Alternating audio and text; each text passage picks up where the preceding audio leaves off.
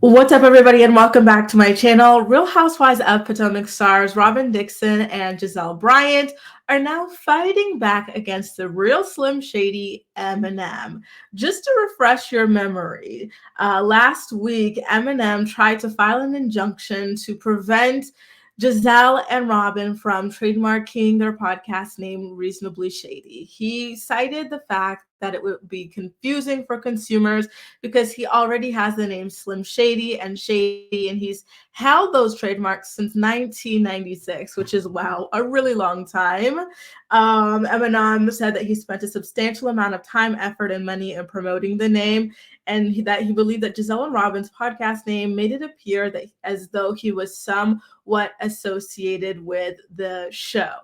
His lawyer even said that Gizelle and Robyn's Reasonably Shady trademark simply looks and sounds like shady and suggests that it represents the services of Marshall Mathers. Marshall Mathers being Eminem's real legal name here.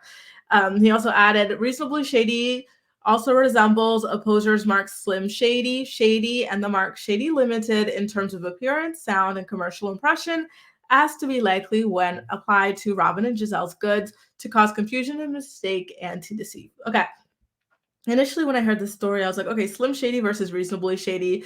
There's no overlap. I don't understand what he's talking about. But when he lists all of these businesses with the trademark Shady, it kind of is like, okay, I can see why. When you own Slim Shady and Shady Limited, I could see why someone would assume that you would also own Reasonably Shady, because this seems to be the theme of your umbrella business, right? Your business umbrella, right? So I do understand it from that perspective, given that he already owns so many shady trademarks, and I can understand that.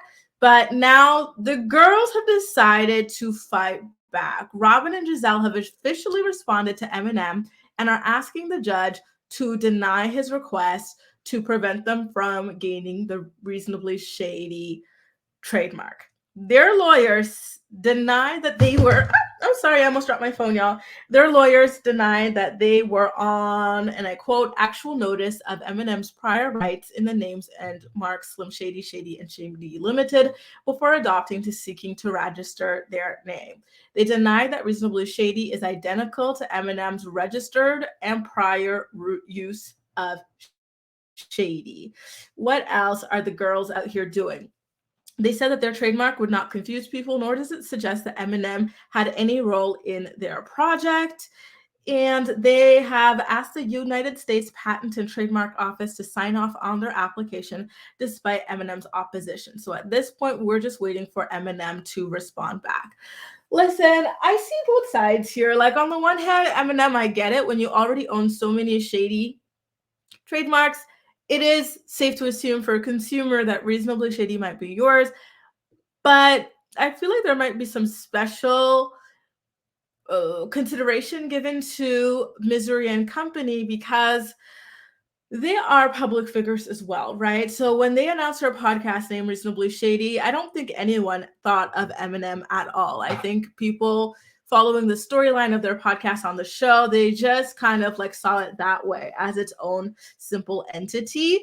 And I think that that's something that could help them, being that they already have that public reputation and whatnot. Like, people already associate certain things with them. For example, bad fashions with Gizelle. Even though Robyn needs to get a little bit more of a bad rap for her bad fashions as well, but I digress.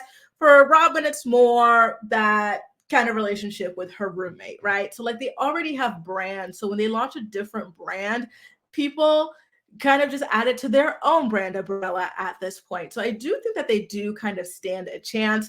Their RHOP co-star Karen Huger did try to help them out when she popped up on Watch What Happens Live a couple of days ago. She said, listen, let the girls have a little something, something, you know? It's not like this huge podcast is going to take away anything from Eminem and what he's got going on. It's only got but a couple dozen listeners. Let them have it, Eminem. And I'm with Karen. Listen, Eminem, let the girls have this.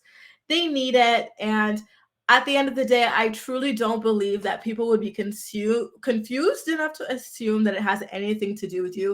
And I don't want to be shady, you guys. And it's going to sound shady, but this is not my intention at all. But no one's been thinking about Slim Shady for a while. like for a long, long while, since like the early 2000s, maybe 2000 and the 2010s at the latest. But Shady, Slim Shady, that stuff has not been relevant for a while.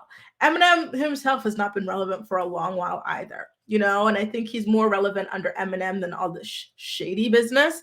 So I do think that the girls do stand a chance if they continue to fight this. And I am excited to see how this kind of ends up at the end of the day. What do you guys think? Do you think that Gizelle and Robyn can potentially get that trademark? Some reasonably shady. I gotta be honest with you guys. I don't like the fact that people could just go ahead and trademark like words like shady. Like everybody uses shady in day-to-day vernacular, and the fact that someone can go ahead and own that is just ridiculous to me.